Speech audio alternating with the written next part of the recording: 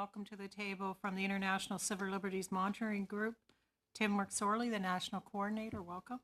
And from Amnesty International Canada, Alex Neve, Secretary General, and Justin Mohammed, Campaigner, Human Rights Law and Policy. Welcome to you all. Mr. Neve, I understand you're going to lead.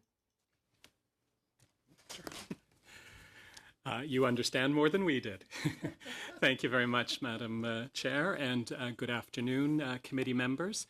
Let me begin by first acknowledging that we come together for this testimony on the unceded territory of the Anishinaabe Algonquin people, which is a particularly important recognition when we remember that there's many ways and many times in which Indigenous peoples themselves in this country have suffered from national security laws and practices that have contravened their human rights.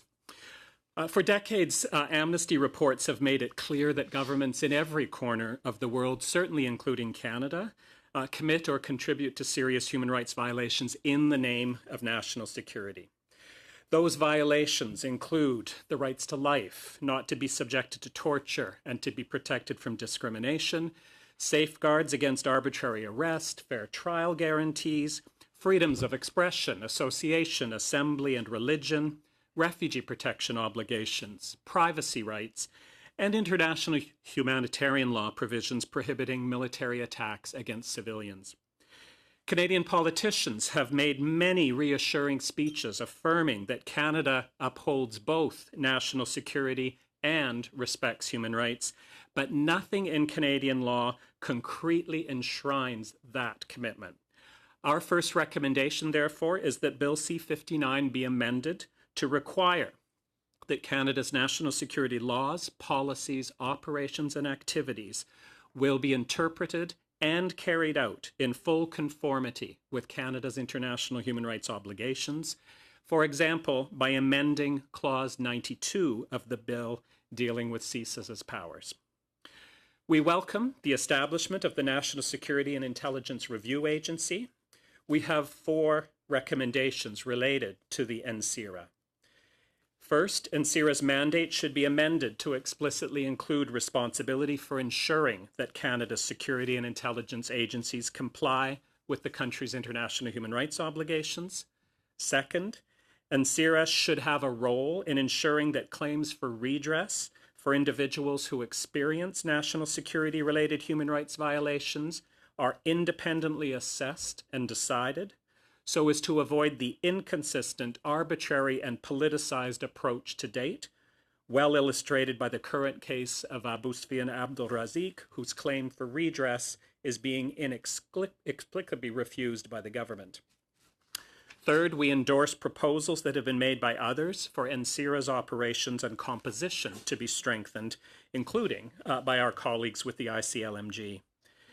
And fourth, steps need to be taken to institute independent review and oversight of the one major law enforcement agency with significant national security powers that lacks independent review, the Canada Border Services Agency, and that must be expedited. Numerous human rights shortcomings associated with Bill C-51 have not been rectified in C-59. We'd like to draw your attention to 3 in need of serious attention. First, immigration security certificates have been criticized by various UN human rights bodies because of the unfairness of the process and the risk it may lead to deportation to torture. Amnesty International urges that C-59 be amended to abolish immigration security certificates or, at a minimum, to repeal the C-51 changes that allow a wider category of information to be withheld from the special advocates involved in such cases. Second, the extensive problems that remain with the implementation of no-fly lists, quite frankly, defy belief. It is vital that C-59 be amended to ensure the following. First, that a reliable system be finally implemented for avoiding false positives. Second, that the fairness of the process for challenging inclusion on the no-fly list be significantly strengthened.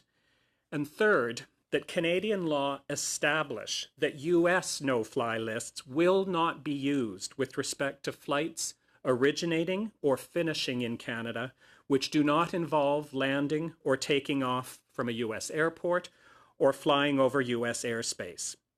This concern is well illustrated by the experience of Abdullah al-Malki, who is not on any Canadian no-fly list. After a harrowing experience of torture and other abuses in Syrian detention caused in large part by Canadian complicity, Mr. al-Malki's name was effectively cleared by a judicial inquiry, and he received full redress and an official apology from the Canadian government. Yet in November, when he was set to fly with me from Montreal to Geneva to join an Amnesty International delegation at the UN Committee Against Torture, he was barred from boarding the flight because he is included on a US no-fly list. The flight was not traveling to or passing over the United States. It is unacceptable that a Canadian's freedom of movement and Canada's sovereignty can be restricted in that arbitrary and secretive manner. Thank you, Chair. Thank you, Senators. Recent ministerial directions issued by Minister Goodale improve standards and safeguards with respect to Canadian intelligence sharing and torture. But concerns remain, which have been highlighted for the second time by the United Nations Committee Against Torture last year. Bill C-59 introduces the Avoiding Complicity in Mistreatment by Foreign Entities Act, which would make such ministerial directions mandatory. However, C-59 should be amended to include a clear obligation that such ministerial directions unequivocally prohibit, in any circumstances, 1, the sharing of information with foreign agencies if there's a substantial risk that it would lead to torture or ill treatment, and 2, using information received from foreign agencies where there is a substantial likelihood that it has been derived from torture. Amnesty International is concerned further with the decision to broaden CSIS's surveillance activities from one which targets individual people under investigation to other forms of mass data capture. In general, surveillance activities have the potential to engage a broad range of human rights, including the right to privacy and the right to freedom of expression. As such, indiscriminate data collection, even of publicly accessible datasets, should be restricted to an individual target or defined group of targets in pursuit of a legitimate purpose. It should be strictly necessary and proportionate to that legitimate purpose, and should be the least intrusive of all possible measures to pursue that aim. Collection and retention should also be judicially supervised. Finally, the collected information should be destroyed at the earliest opportunity, and at latest it should be destroyed when it is no longer necessary to achieve the legitimate purpose for which it was collected. The failure of Bill C-59 to define what constitutes a publicly available dataset is a significant oversight, and it must be further defined in law. The failure to do so would have the negative consequence of enabling CSIS to collect a substantial amount of information in which individuals may nonetheless retain a residual privacy interest in a data bank which is subject to minimal safeguards. There's a long-standing serious human rights shortcoming in Canadian national security law that was not addressed by C-51 and remains untouched by C-59. In blatant contravention of Canada's international human rights obligations and ignoring recommendations that were made repeatedly by the United Nations Human Rights Council and the Committee Against Torture since the 1990s, Canadian law allows for individuals to be deported to face torture in another country in exceptional circumstances, such as where there are national security concerns. It is time to ensure that Canadian law makes clear that we will never, in any circumstances, hand anyone over to the waiting hands of a torturer. Finally, we would note that there are many other concerns and recommendations regarding Bill C-59, which Amnesty International has raised previously, and which we continue to urge should be addressed.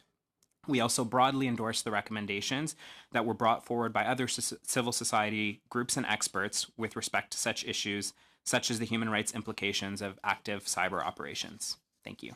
Thank you very much. Mr. McSorley. Thank you. Thank you very much, Chair, and thank you, Senators, for inviting the International Civil Liberties Monitoring Group to present today regarding Bill C-59. Just as a point of information, last Friday we submitted a more detailed written brief on some of our other concerns. It's being translated and it will be circulated once it has been.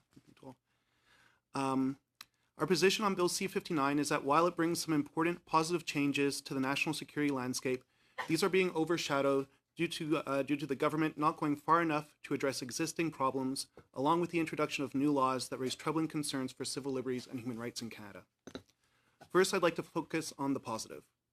The new review and oversight mechanisms, namely the National Security and Intelligence Review Agency and the Intelligence Commissioner, and ways we can build on these proposed bodies. Dating back to the O'Connor inquiry, the ICLMG has advocated for an overarching review body for Canada's national security agencies and activities. We are glad to see that come into effect with NSIRA. However, we have also learned many lessons from the Security and Intelligence Review Committee's role as Excuse me, Mr. McSorley, for the purpose of the interpreters, can you just slow down a little Oh, bit? I'm sorry. Yes, certainly. Thank you. Sorry, I'll start that over. However, we have also learned many lessons from the Security and Intelligence Review Committee's role as CSIS watchdog. As NSIRA is largely modeled on the current CSILC legislation, we can look to it for areas of improvement. While NSIRA will have a broader mandate, it will have the same number of members as CSILC. We instead suggest appointing a minimum 5 members, a maximum 8, other than the chair. While the real test may be in the amount of resources allocated to the committee, more members will allow for both the necessary staffing to conduct thorough reviews, and it would also allow NSIRA members to come from a broader range of backgrounds, including from the human rights and civil liberties communities. Next, NSIRA should be limited to only, Next, NSIRA would be limited to only accepting complaints regarding CSIS, the CSC, and the RCMP. To ensure clear accountability, NSIRA should accept complaints about all national security agencies. At a minimum, this should include the CBSA and Global Affairs Canada. NSIRA should also be granted the power to make binding recommendations based on its findings. Finally, it should also have the power to award compensation, for example, for legal fees, to complainants in cases where abuse was found legitimate. The Intelligence Commissioner is an important new addition to national security oversight. To carry out its work, we believe the IC should be a full-time role. The Commissioner should also be granted the power to place conditions on approved authorizations. And like others, we also believe the Commissioner should play a role in approving active and defensive CSE cyber activities. For both NSIRA and the Intelligence Commissioner, to ensure independence, we believe nominations should be approved by 2/3 of MPs on recommendation of the Governor and Council. While we welcome the new review and oversight bodies, there are areas of C-59 that continue to raise deep concerns. First, it is problematic that C-59 does not respond and rescind more aspects of the Anti-Terrorism Act of 2015, known as Bill C-51. Of primary concern are the threat reduction powers introduced to the CSIS Act in 2015. While Bill C-59 moves to restrict these powers, we have deep reservations about granting active operational powers to intelligence agency which go beyond those necessary for intelligence gathering. CSIS was created in 1984 in large part to separate the real-world interventions of law enforcement from secret intelligence gathering operations. There is a degree of transparency to the work of that law enforcement agencies carry out. Their goal is to eventually go to trial, where normally their actions would be revealed and the legality of these actions determined. However, CSIS's work does not necessarily lead to an arrest. This means that their operations that do not require warrant, a determination that CSIS would make, would never go to any court.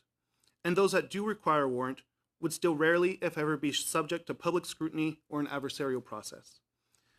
This includes not just the contents of the warrant, but also how it is eventually carried out. Despite efforts to put in place safeguards, we dispute the necessity of these powers.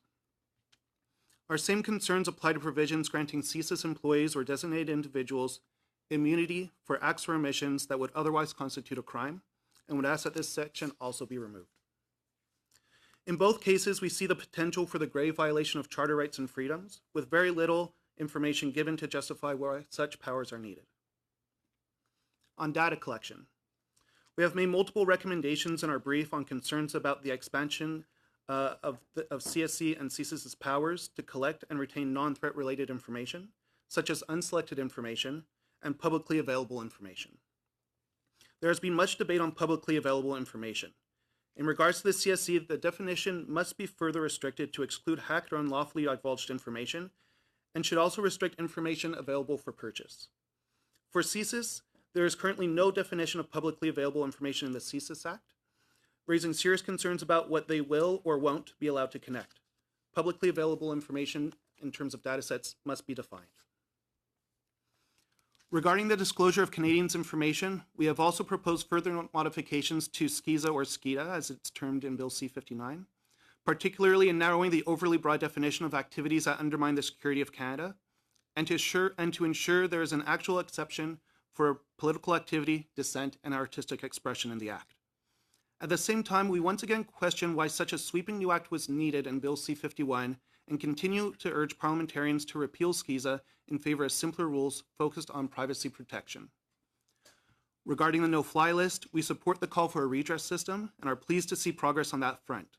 However, this will not address the fundamental flaws underlying the Secure Air Travel Act. We cannot support a tool that operates in secret and does not afford those listed the opportunity to mount an adequate defense. We are willing to discuss modifications to the regime, but maintain our call that SATA must be repealed. There are multiple tools in the criminal code that can achieve a similar goal and which also afford individuals a right to due process in the court of law. Finally, I haven't spoken at length about the CSC Act, although I know I've been speaking at length about other aspects of the bill.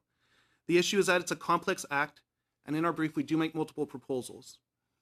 However, I would like to add our support to the calls to suspend active cyber powers until further study can be done.